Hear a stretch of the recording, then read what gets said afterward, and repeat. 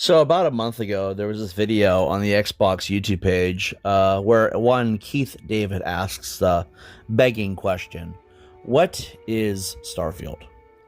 Well, if I look at my own personal experience, it's a boring, bland, empty husk that is a complete demonstration of why Bethesda Game Studios should have been making games like they used to, instead of monetizing the mod community and forgetting what made games like Skyrim and Fallout 3 so beloved.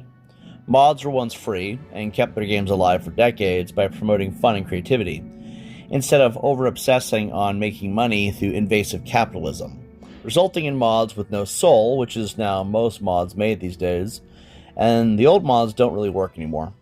What used to be free and worth it is now 99% of the time stupidly overpriced, and not worth the time, worth the money. That's what greed does to good things. Starfield has thousands of planets, and after a great deal of time in this game, I can confirm most of the planets are either empty or they're gas/ice giants that you can't actually visit. There's no environmental storytelling or things to find, just rocks and more rocks. Oh, and procedurally generated bases that are all 100% copy and paste across every planet in the game. The main cities have some uniqueness, but they're boring too. It felt like a lazy job on what was said to be Todd Howard's dream game that took decades to bring to life. The game had no love or passion put into it. It was just a showcase of how lazy Bethesda Game Studios has become as a company.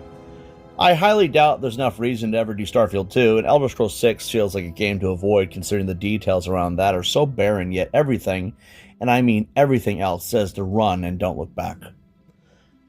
And then there's the DLC and the 10-year plan.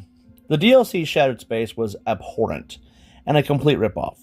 $30 for a mission and a barely 4 to 5 hour new story that was and is still put to shame by DLCs from older Fallout games such as Honest Hearts of New Vegas and Point Lookout from Fallout 3.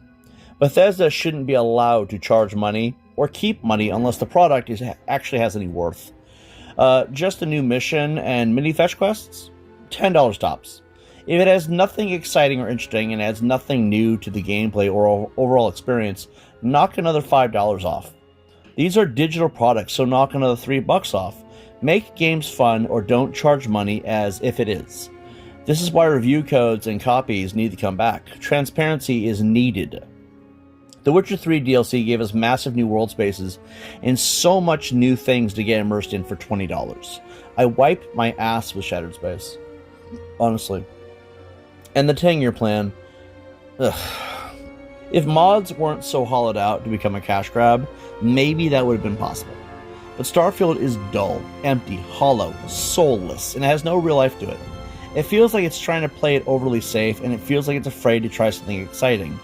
It is plagued by greed and laziness and the cost of modern-day capitalism. It's not for the gamers anymore. It's for the investors who don't love or understand gaming culture. Starfield will be lucky to get attention after another 6 months, in my personal opinion. So in closing, what is Starfield? It's living proof that Bethesda, whose games we fell in love with long ago, has lost their way. It isn't the same place of imagination, world building, and the bar of gaming expectations it may once have been, if it ever was to begin with. Too long didn't read. Maybe you want to hear the short version. Starfield is a reminder that all good things come to an end. Maybe someday that spark will reignite, but personally, I think only time can truly tell.